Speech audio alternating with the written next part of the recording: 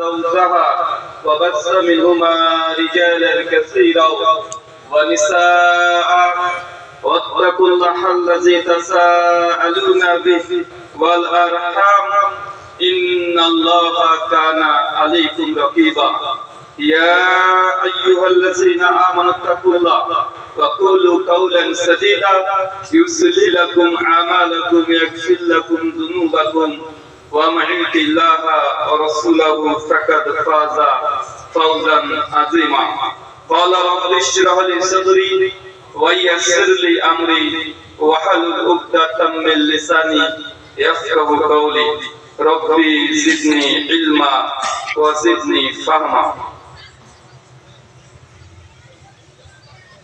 সমস্ত প্রশংসা সেই মহান সত্তা আল্লাহ সুবহানাহু ওয়া তাআলার জন্য, যিনি আমাদের সৃষ্টি করেছেন। শুধু সৃষ্টি করেন, এই পৃথিবীতে সমস্ত কোটি মাখলুকাত সৃষ্টি করার পরে যিনি আমাদের এই মানব জাতিকে সর্বশ্রেষ্ঠ জাতি, সর্বশ্রেষ্ঠ মাখলুকাত এবং সর্বশ্রেষ্ঠ নবী মুহাম্মদ আরবি সাল্লাল্লাহু আলাইহি ওয়াসাল্লামের উম্মত হিসেবে প্রেরণ করেছেন, সেই মহান সত্তা আল্লাহ সুবহানাহু ওয়া তাআলার সংক্ষিপ্ত শুকরিয়া সুজুদ আদায় করি। তার নিজের শেখানো ভাষা দিয়ে সকলে এক বাক্যে পড়ি আলহামদুলিল্লাহ। ইসলামী দাওয়াত সেন্টারের পরিচালনায় এবং উদ্যোগে আজ পঞ্চম বার্ষিকী ইসলামী আলোচনা সভা তারিখ 6 জানুয়ারি 2025 দুবরাজপুর পাকুড় ঝাড়খণ্ড। আজকের এই আলোচনা সভা থেকে সফল করার জন্য যারা সঠিক দিক থেকে সাহায্য এবং সহযোগিতা করেছেন তাদের প্রত্যেকের নাম স্বতন্ত্রভাবে নিয়ে শুকরিয়া আদায় করা সম্ভব নয়। তারপরেও যারা অর্থ, শ্রম, মেধা, দোয়া এবং পরামর্শ দিয়ে এবং দূর দূরান্ত থেকে যেসব দিনী ভাই এবং বোনের আলোচনা শ্রবণের উদ্দেশ্যে এসেছেন এবং আজকের এই সভার সভাপতি, সহসভাপতি সহ অতিথি এবং বিশেষ অতিথি যারা সহযোগিতা করেছেন, আল্লাহ সুবহানাহু ওয়া তাআলা তুমি তাদের প্রত্যেককে নেক নিয়াত এবং নেক আমলগুলোকে কবুল করে নাও, সকলে পড়ি আমিন। মহান সত্তা আল্লাহ সুবহানাহু ওয়া তাআলার কাছে দোয়া, এই প্রার্থনা আল্লাহ সুবহানাহু ওয়া তাআলা আমরা মানুষ, আমরা কম বেশি ছোট বড় ভুল ত্রুটি বিচ্যুতি গুনাহ পাপ অন্যায় করে থাকি, আজকের এই আলোচনা সভার ওসিলায় আমাদের পেছনের ছোট ছোট গুনাহগুলোকে তুমি ক্ষমা করে দাও, সকলে পড়ি আমিন।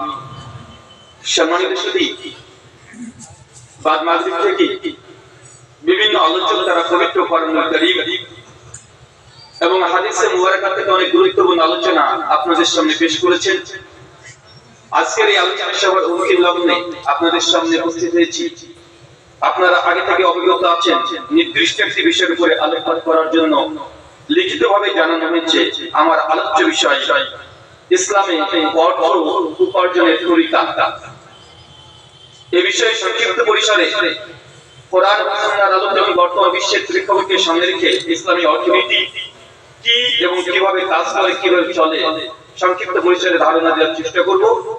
যদিও অর্থনীতি এটা অনেক টাফ এবং কঠিন বিষয়।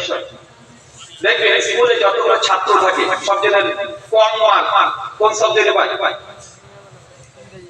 বলেন, কথা বলেন, কথা বলতে পারেন না আপনারা? সবচেয়ে কম নাম্বার কিসে পায় বলেন তো? বাংলা, ইতিহাস, ভূগোল, জীবন বিজ্ঞান, ভৌত বিজ্ঞান, পদার্থ বিজ্ঞান না অঙ্ক? কোনটা? সবচেয়ে অঙ্কতেই মানুষ বেশি কম নাম্বার পায়।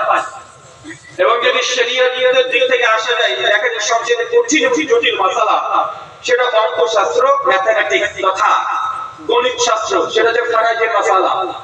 এখানে অঙ্ক এখানে কাজ করে। দেখবেন সমস্ত আলেম ওলামা যারা আছে সবাই দেখবেন 3-4টি বিষয়ের উপরে কথা বেশি আলেম ওলামারা বলতে চান না। কেন? খুব কঠিন জটিল মাসালা, অনেক বড় বড় আলেম ওলামা যারা আছে আলহামদুলিল্লাহ তারা অ্যানসার করতে পারেন। তালাকের মাসালা একটা, ফারাইজ জমি কিভাবে বন্টন করবেন, ইসলামিক অর্থনীতি, মানে এই সেক্টরটা। কেন ইসলাম হচ্ছে কমপ্লিট কোড অফ লাইফ। এমন কোন বিষয় ইসলামে নেই যে বিষয়ের উপর ইসলাম কথা বলেনি। এমন একটা জায়গা নেই যে ইসলাম কথা বলেনি, এমন কোনো জায়গায় নেই। তো আমাকে এই বিষয়টা আলোচনার জন্য আপনার আগে থেকে ঘোষণা করেছেন। আলোচনা করবে